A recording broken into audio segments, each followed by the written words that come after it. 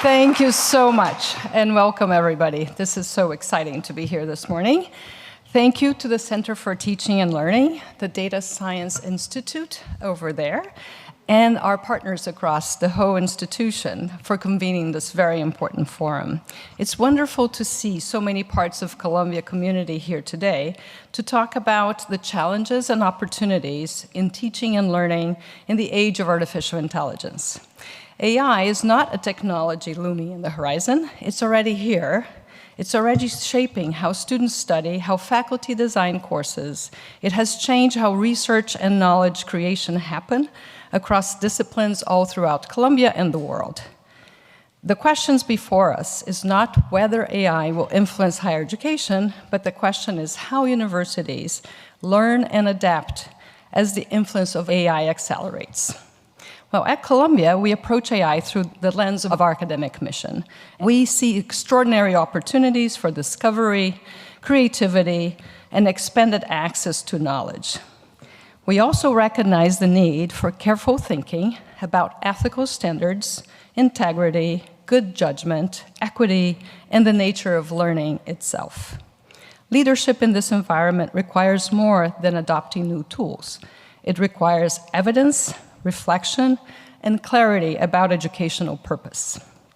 At Columbia, one of the great advantages we have is our ability to link multidimensional impact of AI from different disciplines.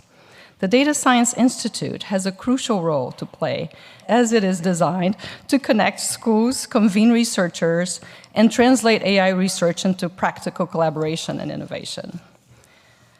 The DSI operates with an explicit goal to break silos and connect disciplines through AI.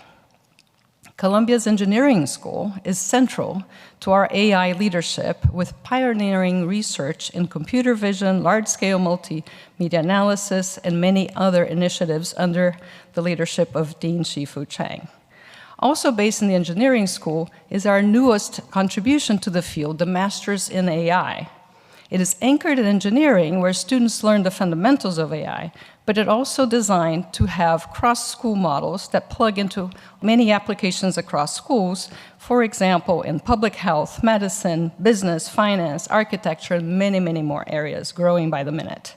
This program was just proposed recently and very quickly approved, and already had 1,000 applications within the first week of its announcement. We will begin with 100 students of those thousands of applications and scale as we move along. AI is becoming an engine of innovation across disciplines. At the Irving Medical Center, AI is already advancing healthcare, supporting research, and improving diagnosis and helping shape new treatment approaches. At the Mailman School of Public Health, researchers apply machine learning to pressing challenges in biology and population health, including aging, stress biology, cognitive decline, and health disparities at scale. At the business school, we have expanded coursework and programming focused on data analytics and strategic implications of AI, integrating these themes in both the core curriculum and elective offerings. At the business school, there's an AI in business initiative that has focused on expanding education, innovation, and knowledge in the intersection of business and AI. Researchers at the Columbia Law School are exploring the AI effects on legal reasoning, regulatory design, governance, and examining the ethical challenges of automation. At the School of International Public Affairs, students are using AI tools to examine algorithm fairness, regulatory design, the workforce impacts, and preparing to shape the future of AI in policy and governance. At the School of Social Work, AI supports social impact initiatives, including data-driven platforms aimed at reducing opioid overdoses deaths.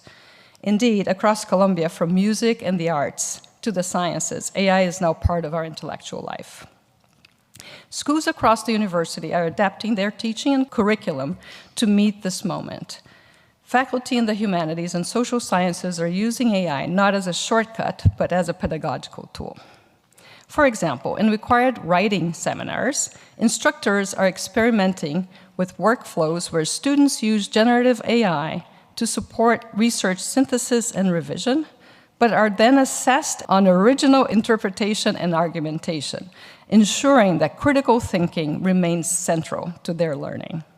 These approaches are paired with curriculum modules that teaches students how to verify AI outputs and cite responsibly.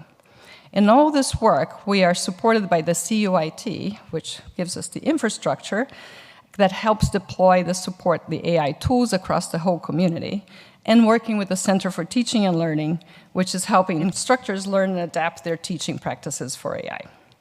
This work is shaping practical guidance for instructors and how to design assignments, set expectations, and use AI to support deep inquiry and learning. Of the many reasons that Columbia will continue to lead in the space of AI, let me first mention where we are located in New York City, a city of a living laboratory across healthcare, finance, media, law, retail, insurance, and real estate, all industries that are being reshaped by generative AI. Columbia sits inside this vibrant ecosystem, which means we can help guide how AI gets deployed in complex, regulated, real-world settings.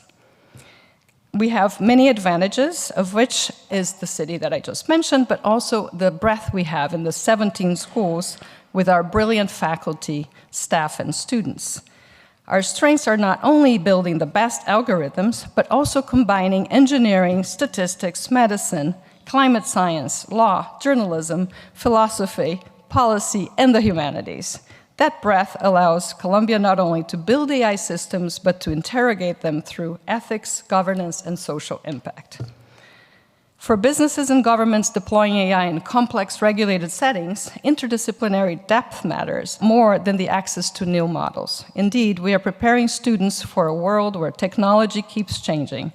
So what do they need? What do our students need for the future? One important aspect that students need is adaptability. They also need judgment and critical thinking. These are all very important parts of our liberal education from the undergraduate and our professional education on the professional schools. The ability to evaluate systems is going to be more important than using them. AI can help learning, but it can also weaken it.